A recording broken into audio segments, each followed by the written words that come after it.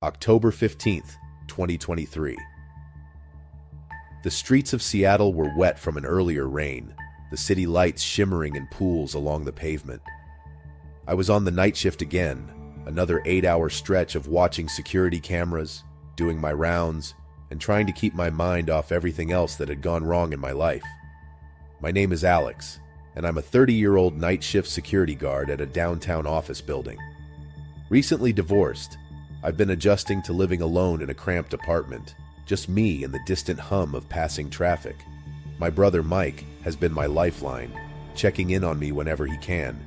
He's a good kid, 3 years younger, and even with his own life to live, he's always made time for me. The night shifts are predictable, at least they used to be.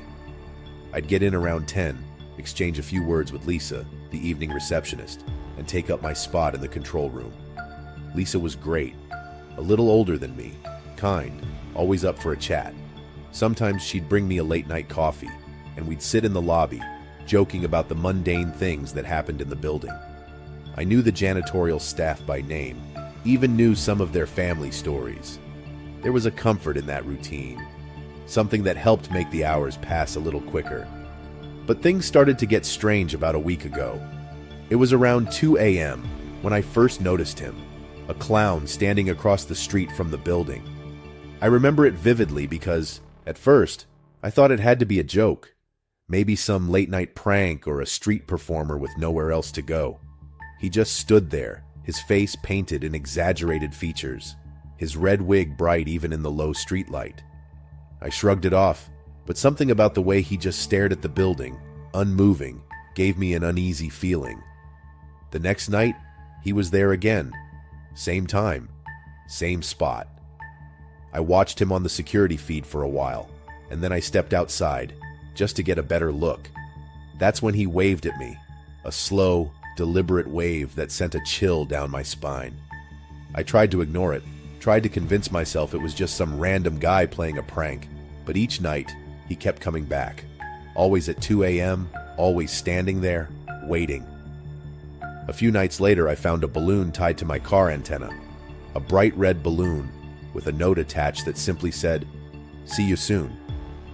My stomach twisted when I saw it, and for the first time in my years working security, I felt genuinely scared. I looked around, but the street was empty, just the sound of distant traffic and the rustling of leaves in the wind. I tried to laugh it off when I told Lisa about it, but she looked worried. "That's not funny, Alex," she said, her brow furrowed. She offered to call the police, but I shook my head. "It's probably nothing," I said, trying to convince myself as much as her. Things escalated the following night. The security alarm went off around 3 a.m., blaring through the empty halls of the building. I rushed to the source, the CEO's office on the top floor. When I got there, the door was open, but nothing seemed out of place. That was until I looked down. Red footprints, bright red, like paint, leading from the window to the desk, and then disappearing into the hallway. There was no sign of forced entry, no shattered glass, nothing to explain how someone had gotten in. I checked every room on that floor, my heart pounding, but there was no one. It was like he'd vanished. The next day, I received an anonymous text. It was a picture of me, taken while I was at work. The angle was strange, like it was shot from above, maybe from one of the upper floors.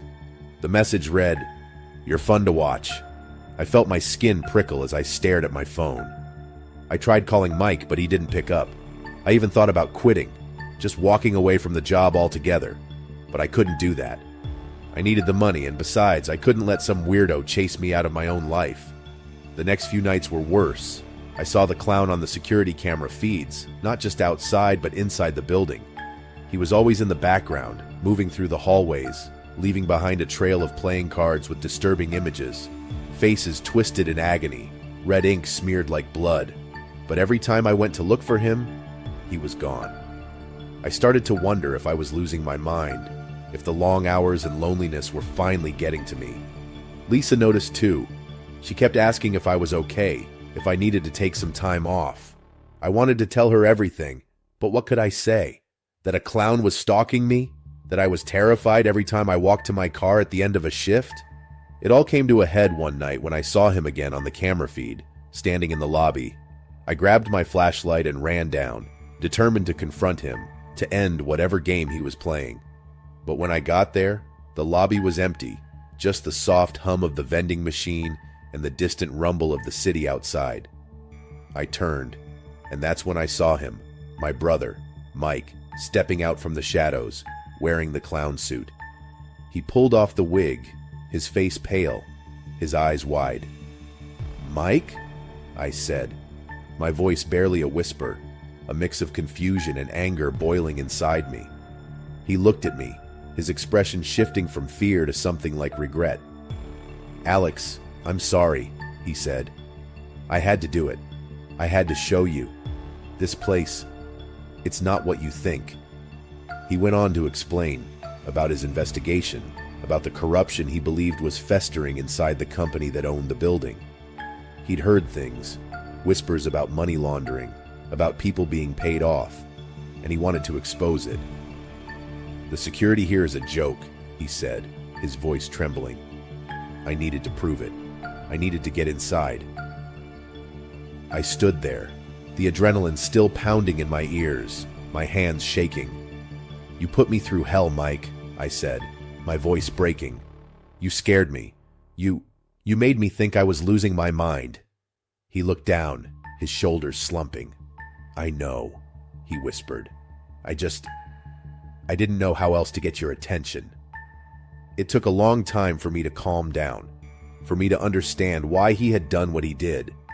It was reckless, dangerous, but in his own twisted way, Mike had been trying to protect me, to show me the truth. Together we gathered the evidence, this time legally, and went to the authorities. It turned out Mike was right. The company was under investigation within weeks, and the executives who had been using the building for their shady dealings were arrested. After everything, Mike and I sat in my apartment, the city lights glowing faintly through the window. We didn't say much. There wasn't much left to say. He apologized again, and I knew he meant it.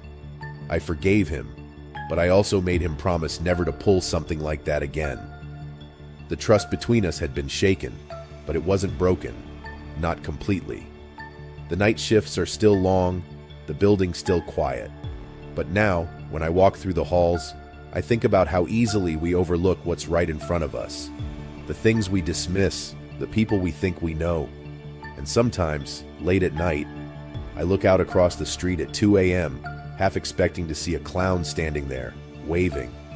But the street is empty, just the reflection of the city in the rain-soaked pavement. And I take a deep breath, reminding myself that some shadows are better left behind. Story 2, May 5th, 2023. The suburban streets of Fairview, Texas were quiet that evening, the setting sun casting a golden hue over the rows of identical houses. My name is Emily, and I'm a 25-year-old art teacher at the local middle school. Life had been feeling pretty good lately. I was engaged to Mark, a firefighter, and we had just moved into our first home together. The excitement of starting this new chapter, planning our wedding and settling into the neighborhood had me feeling like things were finally falling into place. My favorite moments were spent on our back porch, sketchbook in hand, while Mark worked in the yard, his laughter ringing out as he waved at neighbors walking by. One of those neighbors, Mrs. Thompson, lived just across the street. She was an elderly woman, widowed, and she often invited me over for tea. I loved listening to her stories about Fairview's past, her eyes twinkling as she spoke about her late husband and their years in the house that she now lived in alone. I felt a strong connection to Mrs. Thompson. She reminded me of my grandmother, and in some way she made this new place feel a little more like home.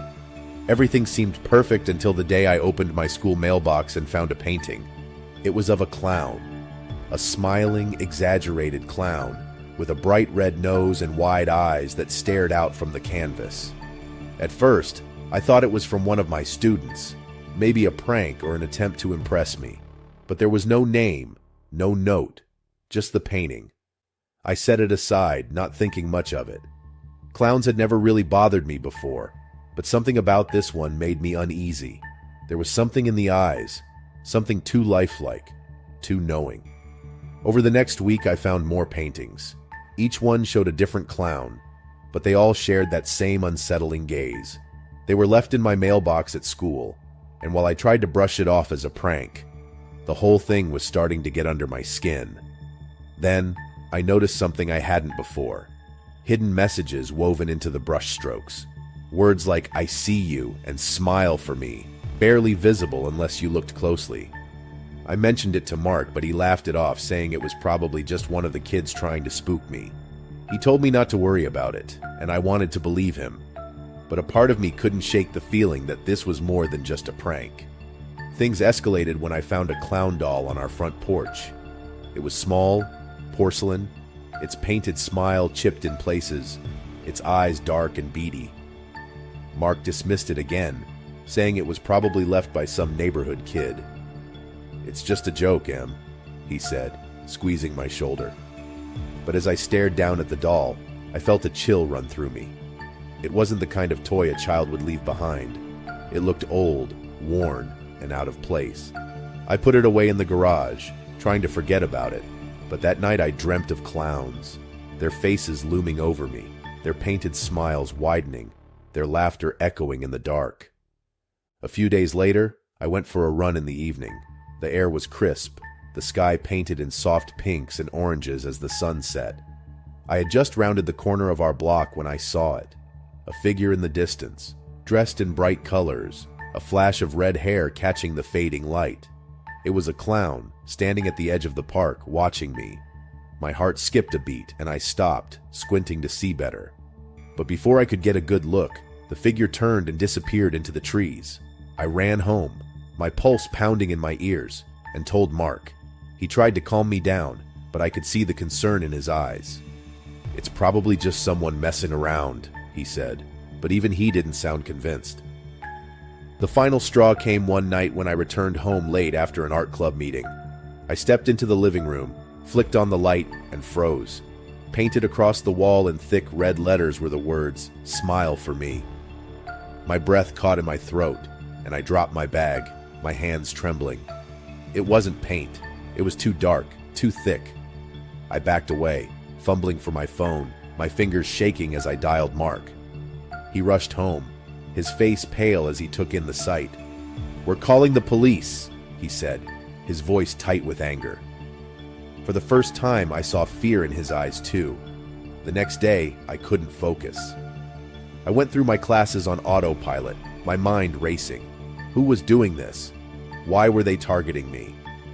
As I stood by the window during lunch, staring out at the parking lot, I saw Mrs. Thompson walking across the street, her grandson Daniel trailing behind her.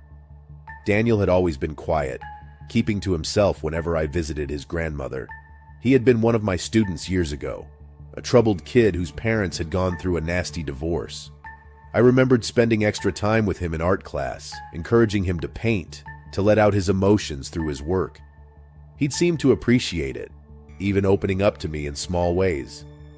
But as I watched him now, something about the way he glanced up at my window, his eyes meeting mine for just a moment, made my stomach turn. That evening, I confronted Mrs. Thompson. I walked across the street, my heart pounding, and knocked on her door. She greeted me warmly, but I could barely return her smile. "I need to talk to Daniel," I said, my voice shaking. Mrs. Thompson's face fell, and she stepped aside, calling for her grandson. When Daniel appeared, he wouldn't meet my eyes. "Why Daniel?" I asked, my voice barely a whisper. "Why are you doing this?" He looked up then, and I saw the pain in his eyes, the confusion, the anger, the fear. "You were the only one who ever cared," he said, his voice cracking. "After everything, you were the only one who made me feel seen. And then you left." He stepped back, and that's when I saw it. The clown costume, draped over a chair in the hallway. The bright colors, the red wig. My heart ached as I looked at him. He wasn't a monster. He was a kid who had been hurt, who didn't know how to cope. "Daniel," I said softly, stepping closer. "I'm still here. I never meant to leave you behind." His face crumpled, tears spilling down his cheeks. and he sank to the floor, sobbing. Mrs. Thompson rushed to his side, her eyes wide with shock and sorrow. We called the police, but not to press charges. Daniel needed help, real help, and I was determined to make sure he got it. Mark supported me, even though I knew he didn't fully understand. He wanted to protect me, to keep me safe, but he also saw that this was something I had to do. In the weeks that followed, Daniel was admitted to a facility where he could get the support he needed. I visited him, bringing art supplies, encouraging him to keep painting, to find a healthier way to express what he was feeling. The ordeal brought Mark and me closer. We talked more, really talked, about our fears, our hopes, our future. The wedding planning continued, but it felt different now. More real, more grounded. We knew that life wouldn't always be perfect, that there would be shadows even in the brightest moments. But we also knew that we could face them together. Sometimes when I'm alone in the art room after school, I think about those paintings, about the eyes that seem to follow me, the messages hidden in the strokes. I keep one of them, the first one, in a drawer in my desk.